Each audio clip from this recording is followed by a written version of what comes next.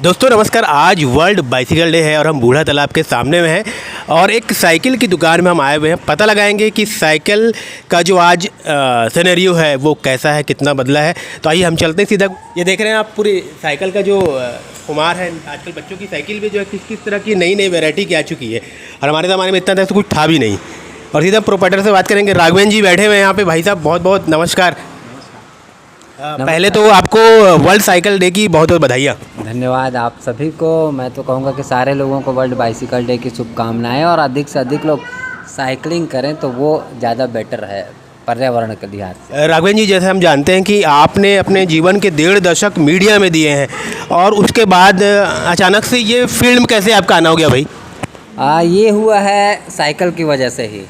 आज से 3 साल पहले वर्ल्ड बाइसिकल डे के दिन ही मैं साइकिल परचेज़ किया था और उस दिन से साइकिलिंग करना शुरू किया। तो साइकिलिंग का नशा इतना ज़्यादा मुझे हुआ कि मैं कंटिन्यू जो है साइकिलिंग करते रहा 50 किलोमीटर 100 किलोमीटर अलग अलग इवेंट्स पे पार्टिसिपेट किया हमने। जगदलपुर जाके दोपहर सुपोषण बर अभियान में शामिल हुए।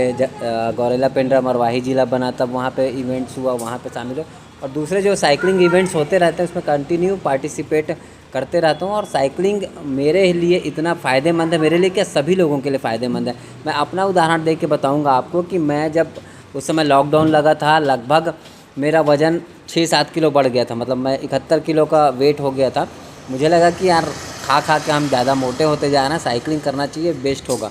तो 3 महीने के अंदर मैंने अपना 6 किलो वज़न कम किया था। तो ये जो साइकिलिंग के फ़ायदे हैं उनमें से एक ये है।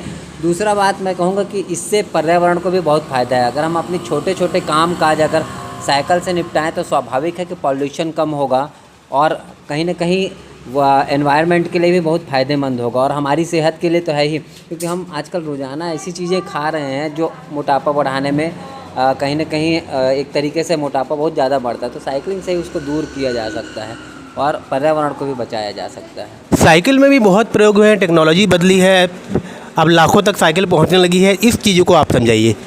देखिए साइकिल का ये है कि वो अलग अलग फ्रेम के हिसाब से उसके मटेरियल्स और फ्रेम जो है ना वो किसी भी साइकिल के प्राइस को इंक्रीज़ करते हैं। जैसे आपको बताऊंगा मैं, साइकिल जो है 2-3 तरह के आते हैं, खासकर 3 तरह के। MTB बोलते हैं जिसके चक्के थोड़े मोटे होते हैं, हाइब्रिड साइकिल और रोड बाइक जिसके पतले टायर होते हैं वो रेसिंग के लिए यूज़ करते हैं या हम जब लॉन्ग राइड करते हैं तो उसके लिए यूज़ जो है रोड बाइक का ज़्यादा करते हैं। उसके बाद फिर हाइब्रिड होता है इन दोनों के बीच में, MTB और रोड बाइक के बीच का जो है वो हाइब्रिड होता है।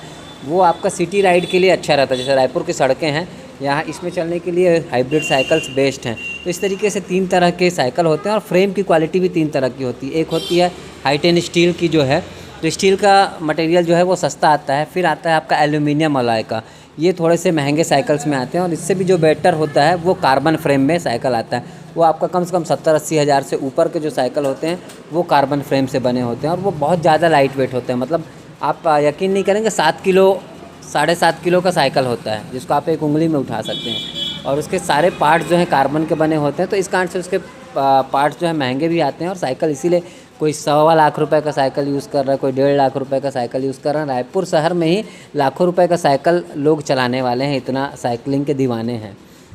जब आपने बिजनेस का सोचा होगा तो आपके घर परिवार की क्या राय थी? आप साइकिल ही क्यों कर रहे हैं? आपने किस तरह का रिसर्च किया मार्केट के लिए, वही बताते।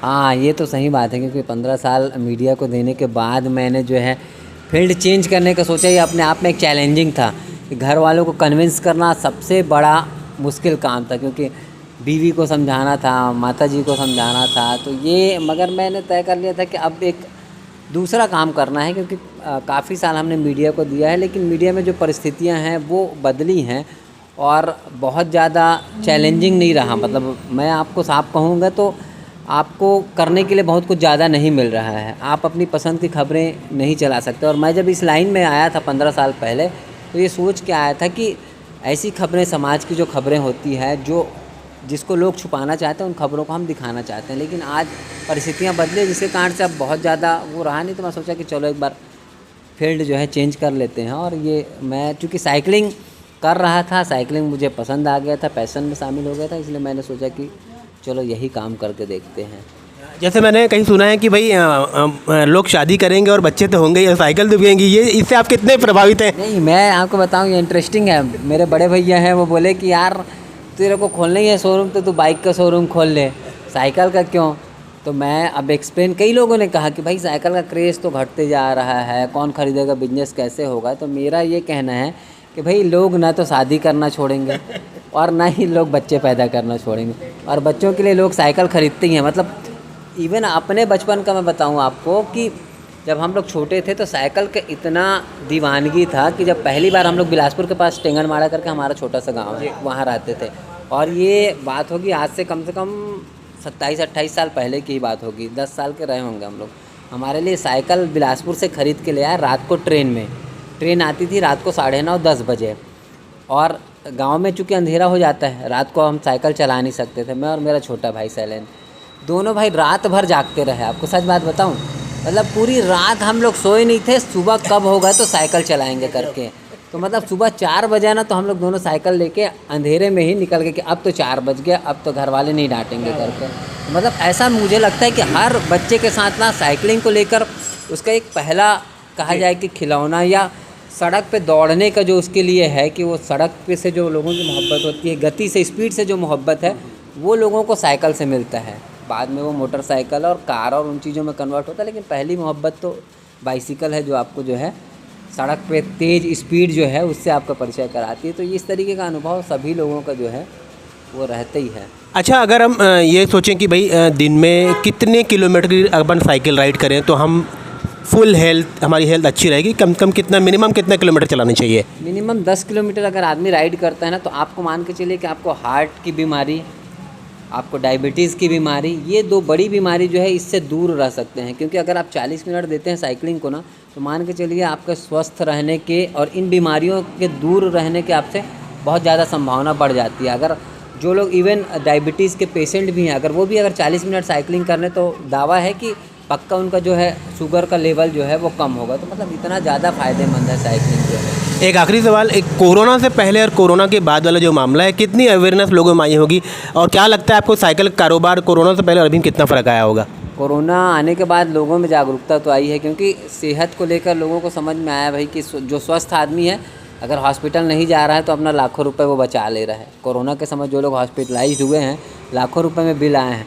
तो ये बात है कि कोरोना के समय से ही साइकिलिंग को लेकर पैशन लोगों का बढ़ा है। हालांकि फिर काम काज की व्यस्तता के चक्कर में फिर लोग थोड़ा सा कम हुए हैं, लेकिन फिर भी साइकिलिंग को लेकर अवेयरनेस तो आया है और व्यापार में भी बढ़ोतरी हुई है। उस समय तो खूब ज़्यादा साइकिल बिके हैं, अब भी बिक रहे हैं, और ये बिजनेस कभी बंद नहीं होगा मेरा। आप कितने किलोमीटर चलाते हैं साइकिल रोज़? मैं तो 15-20 किलोमीटर तो कॉमन है, 1 घंटा 1.25 घंटा साइकिलिंग करता हूँ, और उसके बाद 100 किलोमीटर तक जो हाईएस्ट राइड है वो मेरी 100 किलोमीटर की है, जो मैं बस्तर में भी चलाया था, और यहाँ पे भी हम लोग एक दिन आरंग से आगे चले गए थे। और मैं तो 100 किलोमीटर बता रहा हूँ, यहाँ लोग जो हैं 600 किलोमीटर BRM होता है एक, उस इवेंट में पार्टिसिपेट करते हैं। बिलासपुर, रायपुर, छत्तीसगढ़ के बहुत सारे राइडर्स हैं जो 600 किलोमीटर इतना लंबा राइड करते हैं। और अभी तो एक बिलासपुर के हमारे मित्र हैं, वो तो नेपाल तक गए हुए हैं साइकिलिंग करते हुए। तो ऐसे बहुत सारे पैशनेट लोग हैं साइकिलिंग को लेकर। तो देखा आपने कैसा पैशन, कैसी दीवानगी थी राघवेंद्र जी के पास कि इन्होंने साइकिल की दुकान ही खोल डाली। और हम आपको शुभकामनाएं देते हैं, आपका काम बहुत आगे बढ़े। बहुत थैंक यू। धन्यवाद ताबिर भाई।